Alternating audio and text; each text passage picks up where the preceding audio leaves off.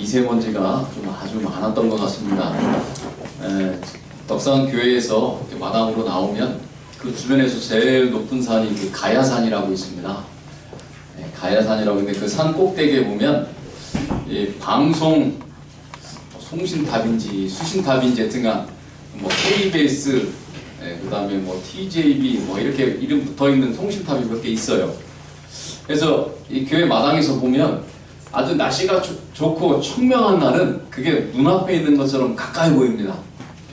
근데 이렇게 황사가 심한 날은요 그게 잘 안 보여요. 그러니까 근데 잘 안 보이는 날이 꽤 많아요.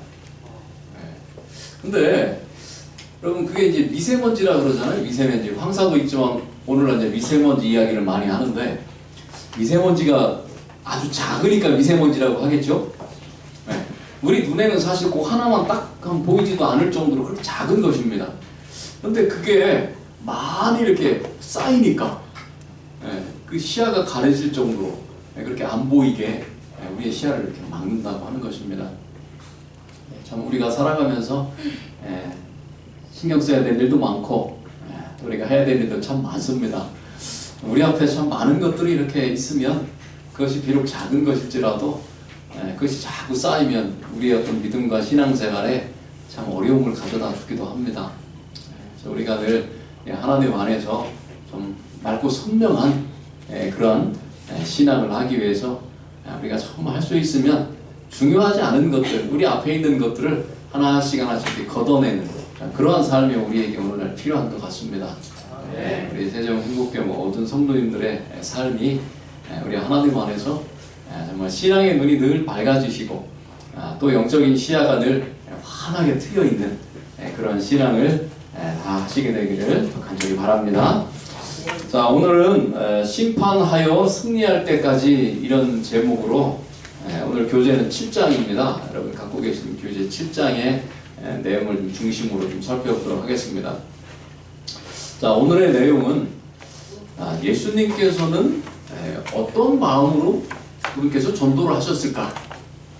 그리고 오늘 우리가 어떠한 마음가짐으로 기별을 전해야 되는가? 그러한 내용을 좀 그러한 주제를 가지고 오늘 좀 살펴보도록 하겠습니다. 자, 마태복음 12장 18절부터 이제 20절까지가 오늘 본문입니다. 좀 핵심적인 성경절입니다. 자, 이 말씀을 보면 중간 부분에 보면요, 그가 심판을 이방에 알게 하리라. 그는 다투지도 아니하며 들레지도 아니하리니 아무도 길에서 그 소리를 듣지 못하리라. 예수님께서 이 땅에 위에 보면 나의 택한 종, 내 마음에 기뻐하는 바, 내 사랑하는 자가 이제 이렇게 와가지고 복음을 전하고 세상에 이제 전할 건데 그분이 어떻게 전하냐면요, 여기 나와 있는 것처럼 다투지도 않고 들레지도 않고 그 다음에 아무도 길에서 그 소리를 듣지 못한다.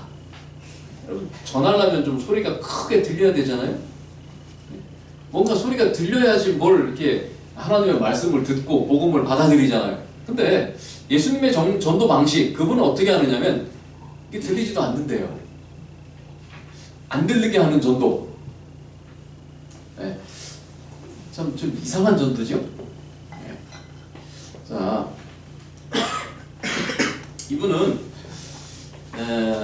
이 멕시코에 있는 프로레슬러입니다. 프로레슬러인데 이분이 항상 이 황금 가면을 쓰고 레슬링을 나왔어요. 그래서 프로레슬링은 말하자면 짜고 하잖아요. 실제 싸우는 게 아닙니다. 이렇게 좀 각본에 의해서 짜고 하는 거예요. 근데 그렇게 하다 보면 가끔 이게 각본대로 안 될 때가 있잖아요. 그러면 좀 다치기도 하고 그런다고 해요. 그래서 이 프로레슬러도 한 20년을 프로레슬링 선수로 활약을 하다가 어느 날 이제 50세가 넘어서 은퇴를 하게 됐습니다. 근데 마지막 은퇴 경기를 하고 나서 이분이 내 얼굴을 공개하겠다고, 내가 그렇게 하고 얼굴을 공개했습니다. 이분이에요. 근데 이분이 보니까 신부님이에요. 신부님인데 한 이렇게 보육원 같은 어린이 보호시설을 운영을 했습니다. 근데 이분이 어릴 때 어려워가지고 그런 데를 찾아갔는데 이 교회를, 그러니까 천주교회를 찾아갔는데 거기서 쫓겨났다는 거예요. 그래서 나는 그런 아이들을 내가 잘 돌봐야 되겠다 이래가지고 이제 공부를 해가지고 신부가 되었습니다. 그런데 아이들을 돌보려고 여러 군데를 찾아가지고 후원을 해달라고 했는데 안 해주더라는 거예요. 그래서 이분이 생각에 내가 이 세상에서 사람들의 후원을 받고 이렇게 하지 않고 내가 그 세상을 향해서 프로 레슬링으로 내가 싸워가지고 내 힘으로 내가 일을 해야 되겠다 이렇게 결심을 하고 그 다음에 마스크를 쓰고 20년 동안 프로 레슬러로 활동을 했습니다. 그리고 은퇴하면서 얼굴을 공개했습니다. 그리고 나는 이러이러한 사연으로 이 일을 하게 되었습니다. 이렇게 이야기를 했다고 그럽니다. 자, 이분은 세상을 향해서 그냥 돕지 않는 세상을 향해서 싸웠어요. 자기 몸으로 싸웠습니다. 그리고 그 일을 이루었어요. 그렇다면 그러면 우리는 어떤 방식으로 이 영적 싸움을 해야 될까요? 어떻게 우리는 이 영적 싸움을 할까요? 세상을 향해서 혹은 사단을 향해서 우리가 이 주먹을 날릴 것인가? 아니면 그저 묵묵히 우리가 갈 길을 그냥 갈 것인가? 어떻게 영적인 싸움을 싸우면서 우리가 좀 사명을 이루어 갈지를 좀 생각을 해보도록 하겠습니다. 요한계시록 12장 17절에 보면요, 용이 여자에게 분노하여 돌아가서 그 여자의 남은 자손 곧 하나님의 계명을 지키며 예수의 증거를 가진 자들로 더불어 싸우려고 바다 모래 위에 서 있더라. 여기 사단이요, 하나님의 백성과 싸우려고 지금 딱 버티고 있습니다. 우리가 지금 오기를 기다리고 있는 거예요. 아니면 우리가 갈 길을, 가야 되는 길을 지금 막고 싸우려고 서 있습니다. 우리는 그 길을 지나가야 되는 거예요. 그럼 사단은 지금 싸우자고 이렇게 하고 있는데 우리는 어떻게 할까 하는 것입니다. 실제로 요한계시록 12장 6절부터 이렇게 보시면요, 사단은 끊임없이 하나님의 백성들과 싸웠습니다. 그리고 그들을 핍박을 하죠. 요한계시록 12장 6절에 보면 1260년 동안 그 암흑시대 동안 하나님의 백성들을 참 많이 핍박을 했습니다. 또 요한계시록 13장 7절에 보면 그가 족속과 백성과 방언과 나라를 다스리는 권세를 얻었습니다. 오랜 시간 동안 사단은 그 대리자를 통해서 하나님을 믿는 백성들을 실제적으로 핍박하고 그렇게 싸웠습니다. 그러면 사단은 이렇게 하는데 그 사단의 이 도전에 맞서서, 그 핍박에 맞서서 그리스도인들은 어떻게 했을까요? 요한계시록 12장 11절에 보면 또 우리 형제들이 어린 양의 피와 자기들이 증언하는 말씀으로 그를 이겼으니 그들은 죽기까지 자기의 생명을 아끼지 아니하였도다. 사단은 지금 싸우자고 막 덤벼드는데 그리스도인들은 어떻게 했어요? 그냥 죽음으로써 그 싸움에 응했습니다. 그러니까 싸우자고 덤볐는데 죽었으면 진 거예요? 이긴 거예요? 사단은 싸우자고 막 덤벼드는데 그리스도인들은 어떻게 했어요?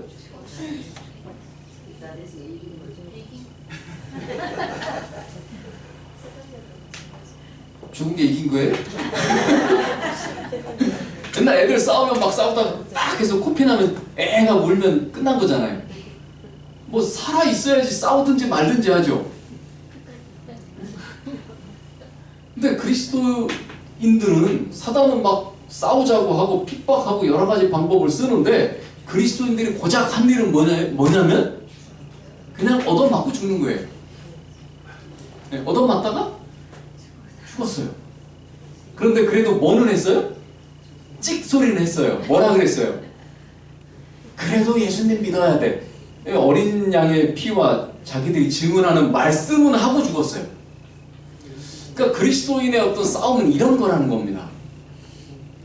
그리스도의 싸움은 좀 다르다는 것이죠. 그리스도인들은요, 어떻게 싸웠냐면 죽음으로 싸웠습니다. 진 것 같아도 이게 진 게 아니라는 거예요. 예수님은 어떻게 싸우셨을까요? 사단이랑 딱 너 나한테 지면 이제 포기해라. 딱 이렇게 해가지고 막 이렇게 싸우셨는가? 아니면 우리 창세기 3장 뭐 15절 16절에 있는 것처럼 사단은 예수님의 발꿈치를 이렇게 피나게 조금 했는데 예수님은 그냥 사단을 그냥 머리를 그냥 팍 이렇게 해가지고 이렇게 예수님이 싸우셨는가? 예수님 어떻게 싸우셨을까요? 예수님도요 죽음으로 싸우셨습니다. 십자가의 죽음으로 사단의 도전에 맞서셨어요. 자, 그렇다고 하면요, 우리 그리스도인들은 어떤 이 싸움의 방법이 달라야 된다는 것입니다. 이 땅에서 영적인 싸움을 하는 이런 어떤 싸움이 좀 달라야 된다는 거예요. 저는 A형이고요. 집사람은 B형입니다. 사실 혈액형으로 뭐 성격을 이렇게 나눈다고 하는 건 과학적으로 별로 이렇게 뭐 신빙성이 없다고 이야기를 합니다. 근데 어쨌든 A형과 B형인데 성격이 좀 많이 달라요. 제가 보수적으로 생겼습니까? 좀 진보적으로 생겼습니까? 보수적으로 생겼어요? 이게 이런 오해를 받네요, 제가. 참 이상한 게요. A형은 보수적이에요? 저랑 집사람이랑 가끔 이렇게 말싸움을 할 때가 있어요. 말싸움을. 근데 뭘 가지고 싸우냐면요, 저는 진보적인 이야기를 하고 집사람은 아주 보수적인 이야기를 해요. 아이들을 가르치고 교육하는 면에 있어서도 저는 좀 진보적인 생각으로 이야기하고 집사람은 아주 보수적인 생각으로, 또 뭐 신앙, 우리 삶에서 어떤 신앙을 적용하는 데 있어서 제가 그래도 목사잖아요. 근데 저는 좀 자유롭고 좀 이렇게 진보적으로 적용을 하고 싶어 하는데 집사람은 아주 보수적이에요. 그래가지고 그거 가지고 의견이 안 맞아가지고 가끔 이렇게 말싸움을 해요.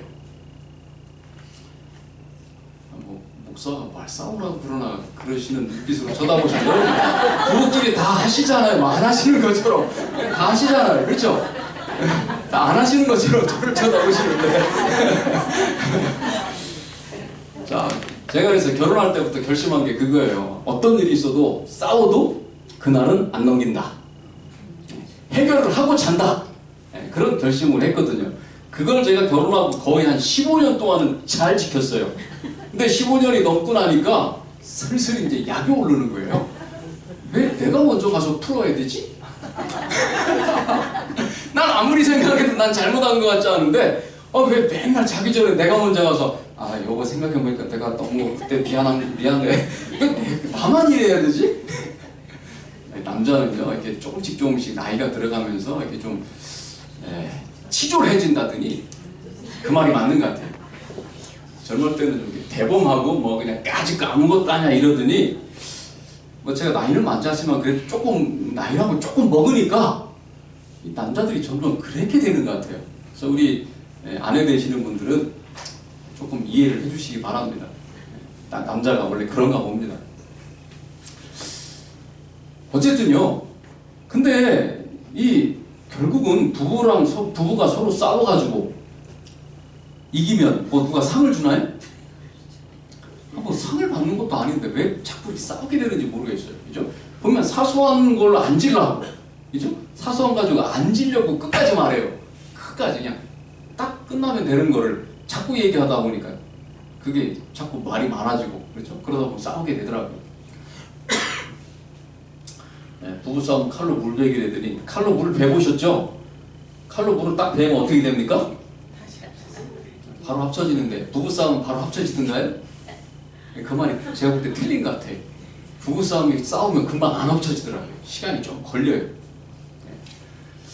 자, 어쨌든 뭐 우리가 이렇게 그렇게 싸우고 해서 이기는 게 아니잖아요. 그렇죠? 결국은 나중에 뭐 이렇게 또 아시는 것처럼 뭐 그런 일 있을 때 그러냐고 알았다고 내가 그때 너무 이렇게 성격이 급하고 마음이 막 그렇게 해서 그랬다고 미안하다고.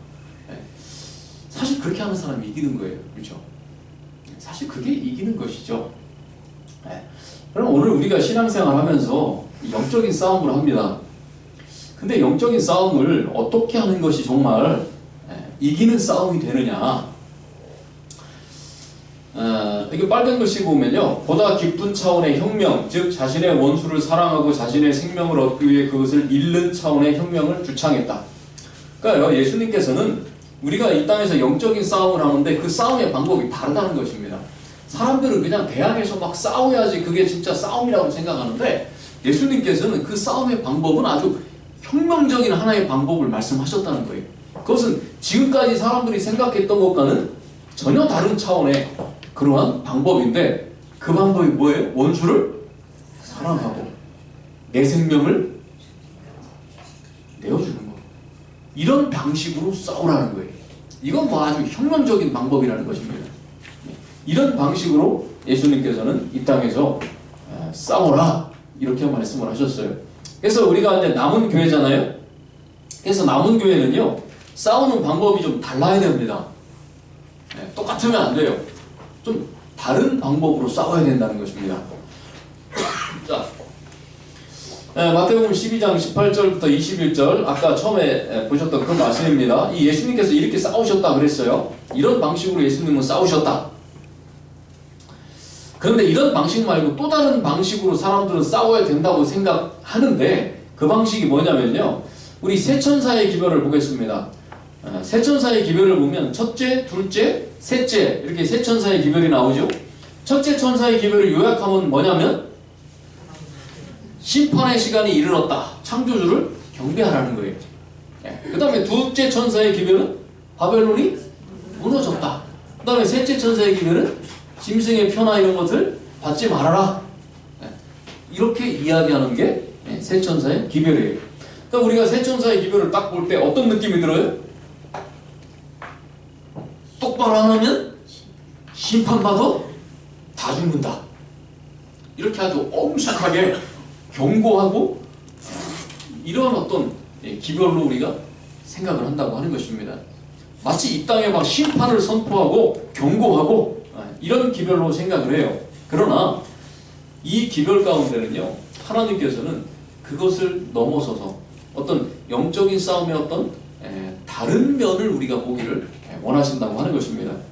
자, 예수님의 싸움 방식은 아까 보니까요, 마태복음 12장 19절에 보면 들레지도 아니하신다, 이런 말씀이 나오죠. 다투지도 아니하시고 들레지도 아니하신다. 자, 들레지도, 이 말이 헬라어는 크라우 가조라고 합니다. 이것은 공격하고 저주하고 비난할 때 막 소리를 지르는, 큰 소리로 외치는, 자, 그런 것을 이 들레지도, 이 말이에요. 크라우 가조라고 하는 말이 그런 의미입니다. 그러니까 이 말은 뭐냐면 예수님께서는 소리치거나 막 그렇게 하지 않으셨다는 거예요. 다른 사람들과 막 언쟁을 벌이고 논쟁을 하시지 않으셨다는 것입니다. 자, 우리가 옳다고 옳은 행동을 했을 때 굳이 반박할 필요가 없고, 그 사람의 삶이 바르면 결국은 그 사람의 모습을 통해서 진리는 드러나게 된다는 것입니다. 사실 그런 것들이 더 힘이 있죠.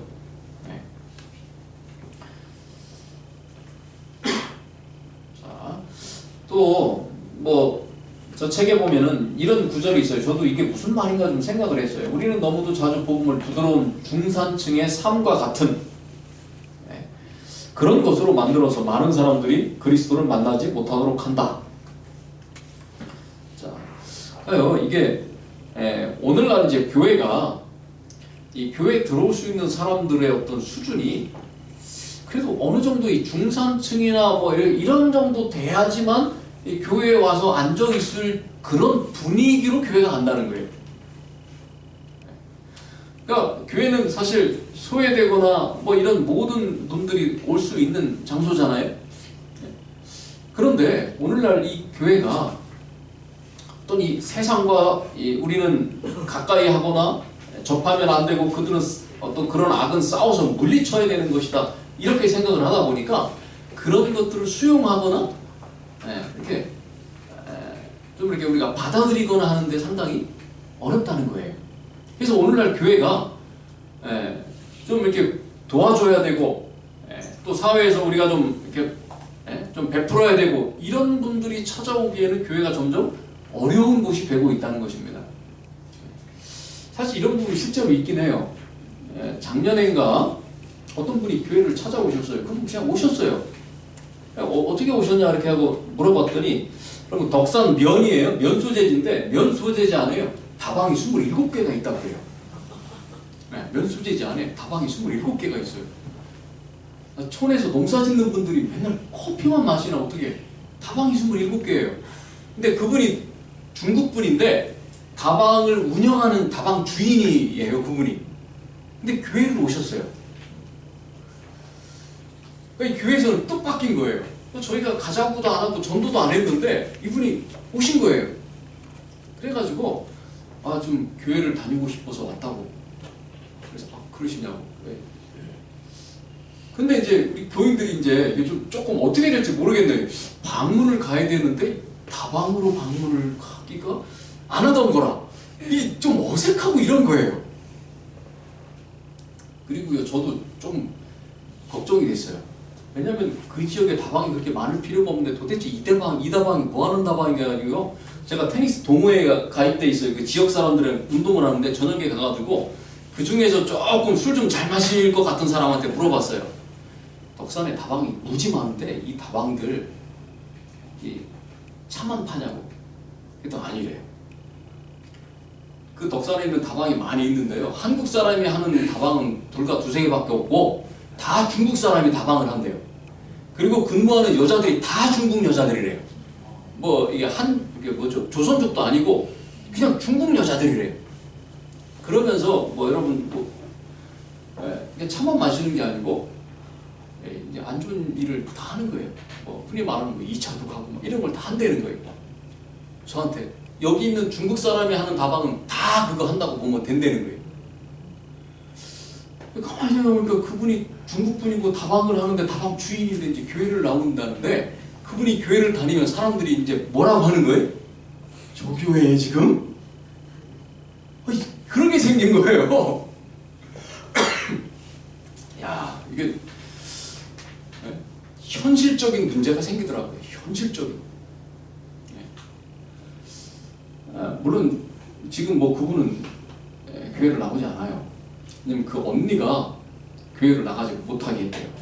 못 나가게 그 언니가 방문을 하고 했더니 못 나가게 막 강하게 뛰고 어딜 나가냐고 지금 이러면서 막 못 나가게 막더라고요. 그래서 언니를 못 이겨서 이제 못 나가고 있는데, 자 어쨌든 우리가 이 세상에 대해서 이렇게 뭐 배척하거나 뭐 싸우거나 뭐 이러한 형태의 어떤 그러한 영적 싸움을 하나님께서는 우리에게 말씀하시지 않았다는 것입니다.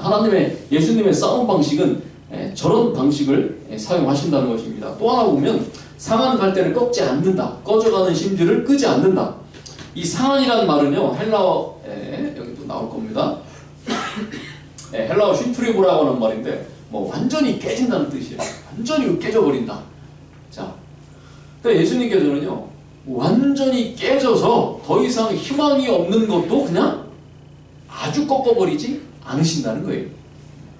꺼져가는 심지라는 말은요 아주 심지가 다 타버린 상태입니다.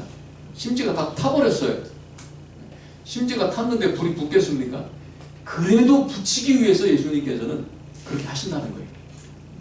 이게 예수님께서 하시는 방법이라고 하는 것입니다. 자, 그래서 세상을 사랑하도록 오늘 우리가 부름을 받았다는 것입니다. 그리고 그 상처와 끔찍한 비극과 십자가에 대해 통렬하게 슬퍼하도록 부름을 받았다는 것입니다. 오늘 우리가 예수님 안에서 부름을 받은 것은요, 세상을 사랑하고 또한 그 죄로 인해서 벌어지는 그러한 이 슬픔들, 그런 어떤 고통들, 죄 때문에 발생된 그런 일의 결과들, 이런 것들에 대해서 우리가 정말 슬퍼하고 함께 고통스러워하는 그러한 마음과 그러한 심령으로 살아가도록 우리가 부르심을 받았다고 그렇게 이야기를 합니다. 자, 자, 우리 세 천사의 기별을 이제 다시 좀 한번 보겠습니다. 이렇게 세 천사가 이렇게 날아가면서 심판의 기별을 전하죠. 그런데 이 세 천사의 기별할 때 이 천사의 좀 정체에 대해서 우리가 좀 먼저 알고 지나가야 됩니다. 이 천사가 도대체 누군가? 이 천사가 과연 무엇인가를 좀 알 필요가 있어요. 자, 우리말 성경에는 세 천사의 기별, 뭐 첫째 천사가, 둘째 천사가, 셋째 천사가 이렇게 돼 있잖아요. 근데 이제 헬라어의 그 천사는 이 안겔로스라고 하는 단어입니다. 안겔로스. 안겔로스라는 단어예요. 그런데 성경의 천사를 가리키는 이 안겔로스라고 하는 단어가 우리말 성경에요, 다 천사로만 번역된 게 아니에요. 때로는 다른 말로 번역이 되어 있습니다. 대표적인 게 뭐냐면 사자라는 말로 번역이 되어 있습니다. 사자. 그러니까 뭐 보냄을 받은 사람 혹은 드리는 사람, 이런 사자입니다. 자, 그런 의미로 사용되는 경우가 많습니다. 종종 인간 기별자를 부를 때 사용하는데, 자, 우리 마가복음 1장 2절에 보면요, 선지자 이사야의 글에 보라, 내가 내 사자를 네 앞에 보내노니 그가 내 길을 준비하리라. 자, 이것은 예수님께서 오시기 전에 예수님이 앞서서 사자를 보낸다, 그렇게 말씀을 하셨어요. 예수님 앞서 보냄을 받은 사자가 누굽니까? 침례 요한이죠. 침례 요한이죠. 근데 여기 나오는 그 사자라고 하는 말, 그 사자라는 말도 안겔로스입니다. 안겔로스라는 말을 사용했어요. 또 누가복음 9장 52절에 보면 예수님께서 사자들을 앞서 보내시면서 그들이 가서 예수를 위해서 준비하려고 사마리아인의 한 마을에 들어갔다, 이런 말이 나옵니다. 그래서 여기서 나오는 사자는 예수님의 제자들이에요. 근데 여기 나오는 사자도 헬라어는 안겔로스입니다. 야고보서 2장 5절에도요, 또 이와 같이 기생 라합이 사자들을 접대했다, 이런 말이 나옵니다. 여리고를 정복할 때 정탐꾼 2명을 보냈잖아요. 라합이 그 2사람을 숨겼습니다. 그러니까 여기 나오는 사자는 정탐꾼이에요. 근데 이 성경 원문에는, 헬라어에는 역시 안겔로스예요. 자, 그러니까 이 천사라고 하는 안겔로스라고 하는 단어가 때때로 어떤 기별을 위해서 혹은 어떤 목적을 위해서 파견하거나 보낼 때, 자, 그럴 때는 사자라고 번역을 했다는 것입니다. 그래서 이 세 천사의 기별을 할 때 첫째 천사, 둘째 천사, 셋째 천사 하는데, 이 천사는요, 오늘 우리는 이것을 뭐라고 이해하냐면 사람으로 이해합니다. 기별을 받은 사람으로 이해하는 거예요. 왜냐하면 여러분, 이 요한계시록 자체가 이제 상징적인 말인데, 실제로 이 천사가 막 하늘에서 나타나서 막 이렇게 기별을 전한다고 생각하지 않아요. 왜냐하면 실제적으로 이 땅에 천사가 나타나가지고 막 경고를 하고 돌아다니고 막 하늘에서 날아다니면서 그런 예가 성경에 나와 있지 않아요. 그렇죠? 보통 선지자들을 통해서 그런 기별들을 보내시고 경고하시죠. 자, 그런 의미에서 여기 나오는 이 사자들은 이 마지막 기별을 갖고 있는 하나님의 백성들을 의미한다, 이렇게 보는 것입니다. 그래서 새 천사의 기별이라기보다는 새 사자의 기별로 보는 것이 더 타당하다, 이렇게 봅니다. 오늘날 우리 재림교회는 그것을 그렇게 이해를 합니다. 자, 그런데 이 첫째 천사의 기별을 보면요, 첫째 천사의 기별 가운데 하나님을 두려워하고 이렇게 경배를 하고 물들의 근원을 만드신 이분을 너희가 다 공경해야 된다, 경배해야 된다, 이렇게 나오는데, 여기 보니까 심판이란 말이 한번 나오고요, 그 다음에 하늘과 땅과 바다의 물들의 근원을 만드시니, 이것은 창조와 관련된 말입니다.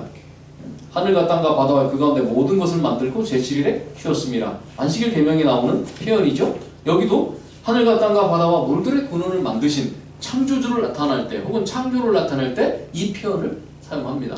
그러니까 첫째 천사의 기별 가운데는 심판뿐만 아니고 창조주에 관한 이야기가 나오고요, 창조주가 하시는 창조에 관한 그러한 것에 대한 회복을 이야기한다는 것입니다. 그러니까 첫째 천사는 심판을 통한 회복이 이루어질 것을 이야기하는 것입니다. 자, 그래서 이 세 천사의 기별은요, 거기에는 안식일이나 십계명이나 예배나 건강, 뭐 이 모든 것들을 통해서 하나님과 우리 사이에 깨어진 인간의 품성을 회복하는 자 그런 회복이 포함되어 있는 그런 기별이라고 하는 것입니다. 자 여기 보면 어떤 한 사람이 나옵니다. 이 사람은 에스콰이어라는 남성 잡지가 있는데 그 편집장이라고 하는 제이콥스라고 하는 사람입니다. 이 사람이 어느 날 이제 30대였는데 40 정도 됐는데 이 사람이 어느 날 하나님을 믿는 사람이 아니에요. 근데 내가 성경 말씀대로 한번 1년 동안 살아봐야 되겠다. 어떻게 되나 한번 살아봐야 되겠다. 이렇게 결심을 해가지고요. 성경을 읽었어요. 그리고 성경에 나온 대로 살았습니다. 성경에 보니까 구약에 보면요. 옷감을 짤 때도 이렇게 섞어서 짜지 말라는 구절이 나오잖아요. 그러니까 이분이 옷을 입을 때도 하나로 된 재질로 된 옷만 입었어요. 혼방 이런 거 안 입었어요. 1년 동안. 그렇게 살았습니다. 그리고 성경에 보니까 자녀를 막 때리라는 말도 나와가지고 자녀를 교육할 때 안 때렸는데 이제 말 안 들으면 때린다고 이렇게 막 방망이도 하나 사놨어요. 이분이 그렇게 1년을 보낸 거예요. 성경 말씀대로 한다. 그리고 이제 11조 개념은 뭐 이분이 교회를 안 다니니까 교회에 대한 안내지만 그것을 가지고 다른 사람을 돕는데 그 11조를 구별해서 기부를 했어요.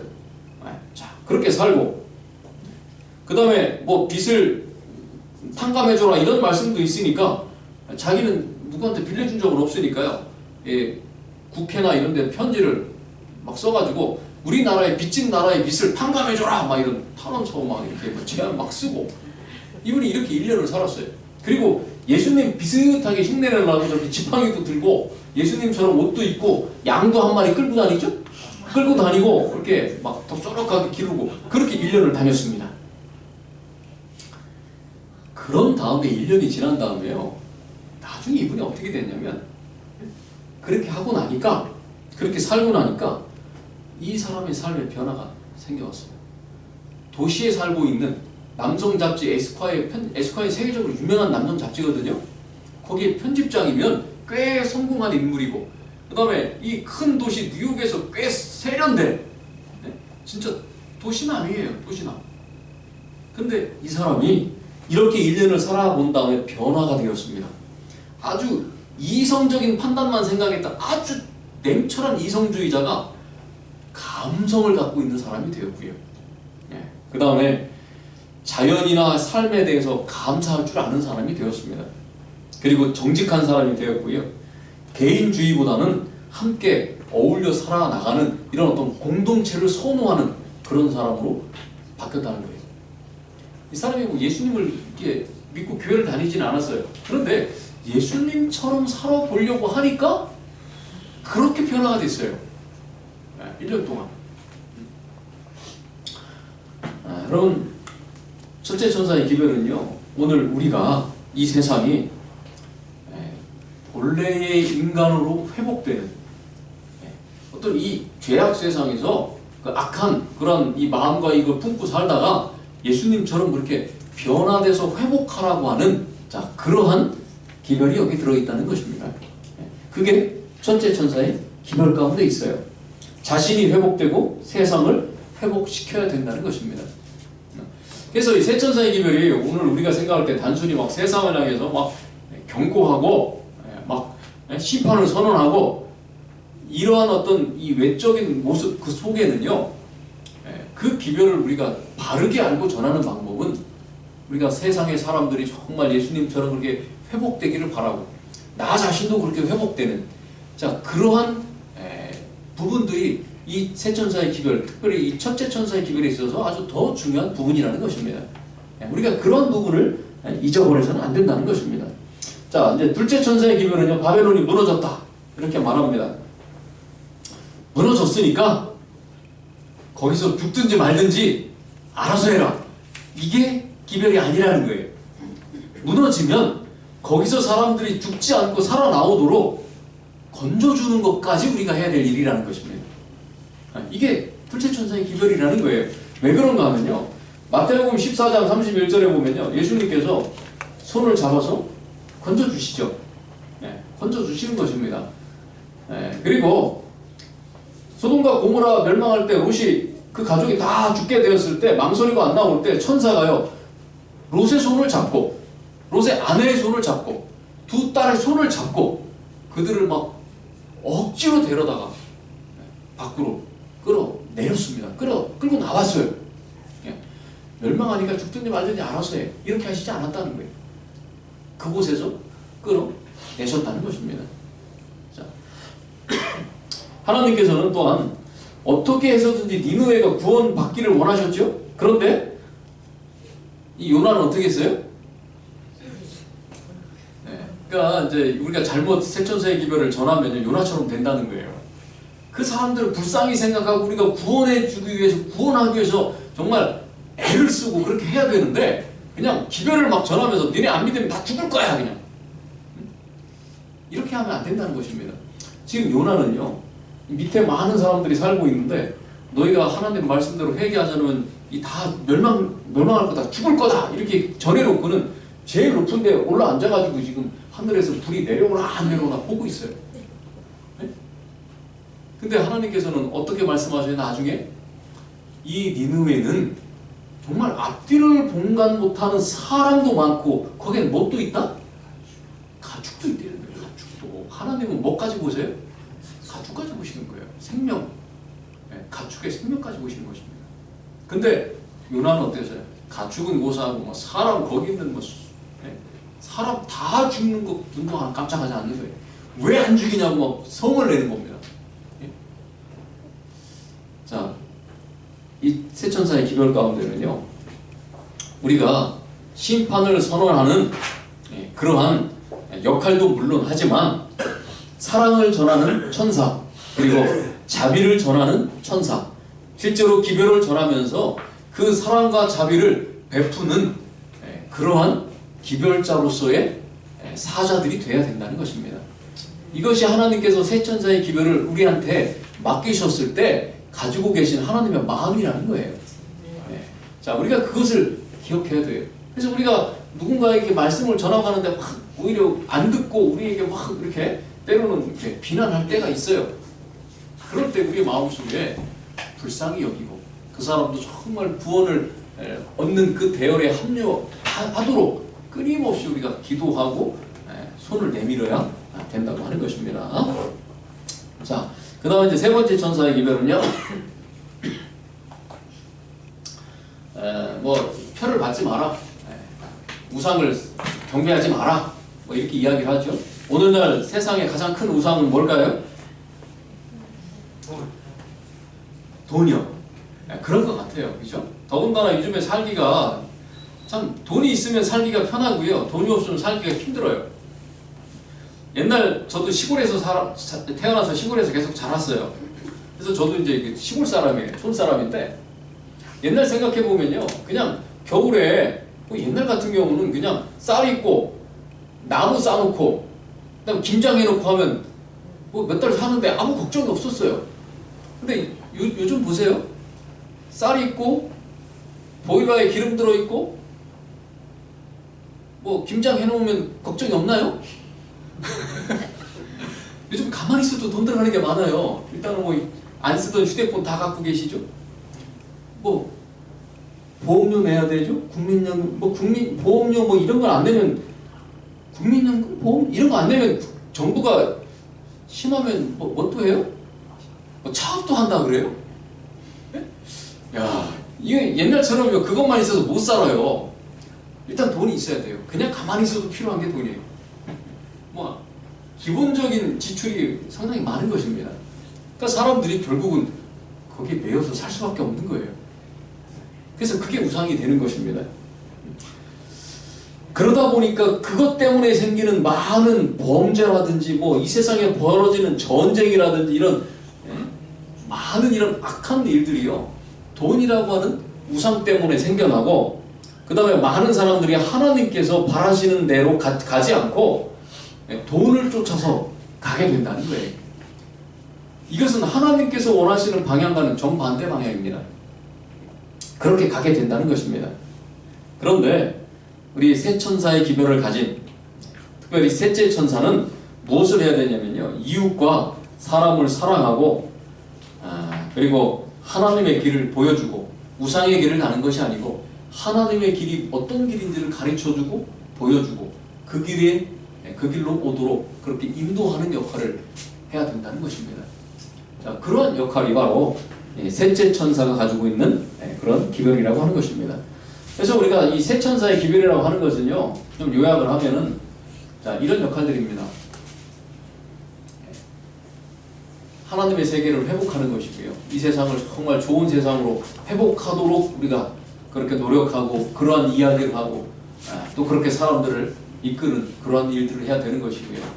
또 다른 사람을 어떤 이기적인 삶에서 벗어나도록 그렇게 이야기해주고 그런 모습을 보여주고, 그 다음에 죽어가는 사람들을 우리가 직접 손을 내밀어서 건져주고 하나님 앞으로 인도하는, 자, 그런 삶을 살아가는 것이 오늘 하나님께서 우리에게 주신 그 기별을 제대로 전하는 그런 삶이 된다고 하는 것입니다. 교회 증언에 보면 이런 말씀이 있어요. 이 장에 기록된, 이 장은요, 이사야 58장입니다. 거기에 기록된 자선사업은 하나님께서 그 시대 그의 백성들에게 행하기를 요구하시는 사업이다, 이렇게 기록되어 있어요. 자, 그리고 밑에 빨간 것이 보면요, 계명을 준행하는 것은 하나님의 도덕적인 형상을 인간에게 회복하는 사업과 관련이 되어 있다. 그래서 이사야 58장의 내용이라고 하는 것이 다 이겁니다. 다른 사람을 도와주는 것이죠. 굶주리면 가서 입혀주는 것이고요. 벗었으면 가서 또 입혀주고 먹여주고, 그 다음에 어떤 굴레 속에 있으면 그것을 벗겨주고, 또 맨 밑에서 세 번째 보면 줄인 자에게 내 심정이 동하고 괴로운 자의 심정을 만족하게 해주고, 다른 사람이 정말 이 땅에서 힘들고 고통